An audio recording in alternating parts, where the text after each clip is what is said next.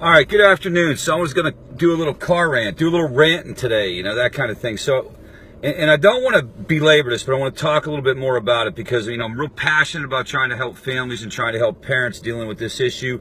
And I know that these are dangerous times, and I know that these are confusing times and baffling times. And so I guess I want to talk a little bit and kind of throw some information out there. And if you're one of those slogan slingers, you like that? Slogan slingers. I want you to kind of listen to what I have to say and try to gain an understanding on why it's so important for us to stop painting with a broad brush and stop representing treatment centers and representing the addiction treatment industry and representing recovery via cliches and slogans.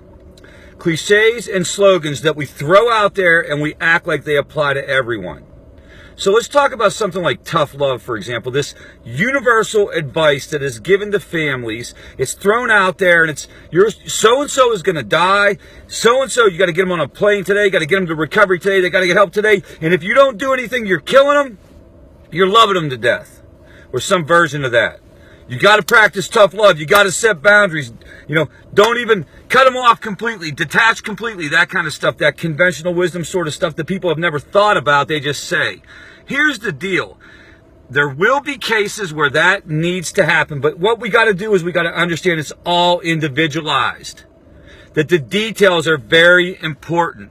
And in today's world, whenever everyone's frightened and everybody's frenzied and everybody's histrionic and everything is like, chaotic, breathless and sweaty and everybody's running around saying, get another committee meeting going. Convene another subcommittee of Congress. Get them into treatment today. The get them into treatment today mentality. It'll speed things up and it'll get people hurt. And I'll give you a couple examples. There's a huge difference, a massive difference between like a person who's been in treatment multiple times, who's never tried recovery, who's never tried outpatient programming, who's kind of like done his thing, it's escalated, and maybe they're using something really, really dangerous like heroin, and they're kind of going at it, and it's out of control, and they could die any day, and they're stealing stuff from their parents and stuff. And if you want to say tough love to that family, I don't even think you should do it there, because I think you have a responsibility to hear things out. But if you want to say it to that family, I guess you get it. But to say it to just across the board, maybe it's a 19-year-old who mom found some Xanax in his room. And I know that that's not safe, but to say like, do it now, cut him off, kick him out. If you don't kick him out and you get him into treatment, you're killing him. That is completely irresponsible. Here's another example. And this is actually an example that I lived through myself. Maybe you have somebody who has a co-occurring mental health issue. Let's take an issue like bipolar disorder, for example. One of the things that will happen with bipolar disorder is when a person is actually in a manic phase or a hypomanic phase, they will engage in all kinds of reckless behavior, out of control behavior. And substance abuse or out of control substance misuse can be part of that behavior.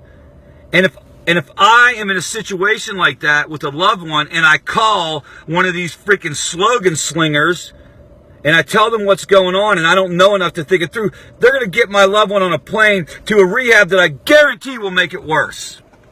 That the person will walk out the other end of that rehab worse off than when they did before they went in. So, this is an individualized issue. I don't know if the slogan slingers are even going to listen to me. But maybe if there's some families out there that you can share this with. Share this with families. Check out what we have to say. Read it. Go to my blog, recoverycartel.com. On there's a family page. And on that family page, it tells you everything that I stand for, everything I believe in. It has some videos of my family groups and stuff like that. Start to learn about this. We cannot be working in an industry that is framed and guided by slogans and cliches. Peace. Have a wonderful weekend.